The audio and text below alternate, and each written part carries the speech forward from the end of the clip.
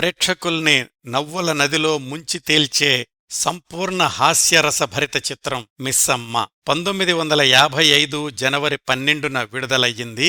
ఆ సంవత్సరంలో విడుదలైన తొలి తెలుగు చిత్రం కూడా ఇదే. నిర్మాణ సంస్థ విజయ ప్రొడక్షన్స్. నిర్మాతలు నాగిరెడ్డి, చక్రపాణి. దర్శకుడు ఎల్వి ప్రసాద్.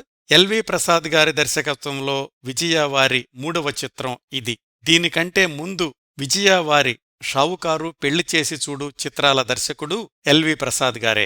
2 బెంగాలీ నవలల్లోని ప్రధానాంశాల్ని తీసుకుని ఈ సినిమాకి కథా మాటలు రాసింది చక్రపాణిగారు. అనగనగా ఒక జమీందారు గారమ్మాయి మహాలక్ష్మి పుష్కరాల్లో తప్పిపోతుంది. ఆ అమ్మాయిని క్రైస్తవ దంపతులు చేరదీసి మేరీ అని పేరు పెట్టి పెంచుకుంటారు. తప్పిపోయిన కూతురు పేరుతో ఒక పాఠశాల నిర్వహిస్తుంటాడు జమీందార్. ఆయన మేనల్లుడు ఏకే రాజు చిన్నపాటి డిటెక్టివ్. జమీందారుగారి రెండో అమ్మాయి సీత.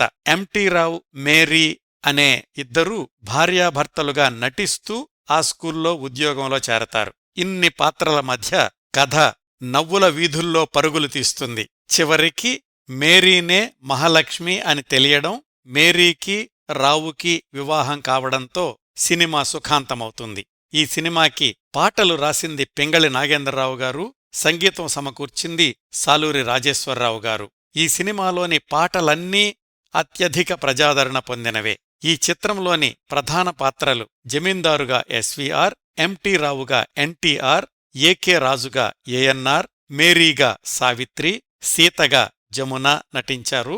ఇతర ముఖ్య పాత్రల్లో రేలంగి, రమణారెడ్డి, అల్లురామలింగయ్య, గుమ్మడి, ఋష్యేంద్రమణి మొదలైన వారు నటించారు. మొదట్లో భానుమతిగారు మేరీగా కొన్ని రోజులు షూటింగ్ జరిగాక ఆమె స్థానంలో సావిత్రిగారిని తీసుకున్నారు. మిస్సమ్మ చిత్రం ఆ రోజుల్లో ఘన విజయం సాధించడమే కాదు, ఇప్పటికీ కల్ట్ చిత్రమే. ఈ సినిమాని తమిళంలో మిస్సియమ్మగా విజయవారే నిర్మించి తెలుగు సినిమా విడుదలైన 2 రోజుల తర్వాత విడుదల చేశారు. హిందీలో మిస్ మేరీగా ఏవిఎం వాళ్లు నిర్మించారు.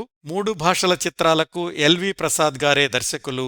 3 భాషల్లోనూ జమునగారు అదే పాత్రలో నటించారు. ఈ సినిమాని పదే పదే చూసిన తెలుగువారు అసంఖ్యాకం.